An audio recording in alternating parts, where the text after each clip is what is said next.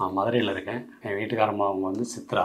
நான் அவ்வளோ கஷ்டப்பட்டிருக்கேன். அவ்வளோ கஷ்டப்பட்டதில் வந்து இந்த இடத்துல வந்து இந்த மருந்து வாங்கி சாப்பிட்டதில் வந்து எனக்கு ரொம்ப சந்தோஷமாக இருந்துச்சு. என்னைய மாதிரி கஷ்டப்பட்டுறக்கூடாது யாரும் அப்படிங்கிறதுக்காக ஆரம்பத்திலேயே சொல்லி அவங்களும் இந்த இடத்துல மருந்து வாங்கி சாப்பிட்டுட்டு தான் இருக்காங்க.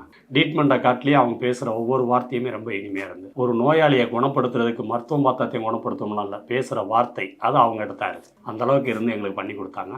எல்லாரும் நம்பி வாங்க, இந்த இடத்துல எல்லாத்துக்குமே ஒரு நல்ல விஷயம் கிடைக்குங்கிறது இறைவனுடைய அனுக்கிரகத்தால் நம்மளுக்கு நான் சொல்கிறேன். அது எல்லாருமே நல்ல முறையில் ஃபாலோ பண்ணிக்கணும்.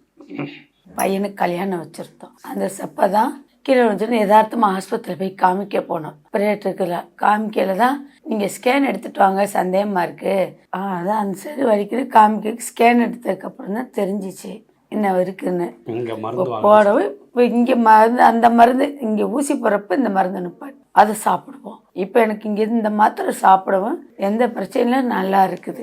வலியும் குறைஞ்சிருக்கு, அதோட எமோஷனும் பூராமே குறைஞ்சிக்கிட்டு வருது. இந்த கை லெஃப்ட் கை வீக்கமாக வந்துக்கிட்டு இருந்ததெல்லாம் அதெல்லாம் வாங்கியிருக்கு.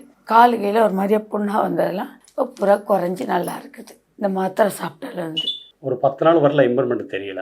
அதுக்கப்புறம் வந்து 10 நாளைக்கு அப்புறம் அந்த உண்டான ரிசல்ட்டு அவங்களும் சொல்ல முடியும், கூட இருக்கிற உங்களாலையும் சொல்ல முடியுங்கிற வார்த்தை ரொம்ப நல்லா இருந்துச்சு. ஆனால் அதே மாதிரி தான் 15 நாளைக்கு அப்புறம் வந்து சாப்பாட்லேயும் சரி வலியிலையும் சரி அந்த மருந்து தான் எனக்கு வந்து முழு நம்பிக்கை இருக்குது. இதில் உண்மையாக நான் உணர்ந்த விஷயத்தை இந்த இடத்துல அவங்கள்ட்ட பேசுகிறேன்.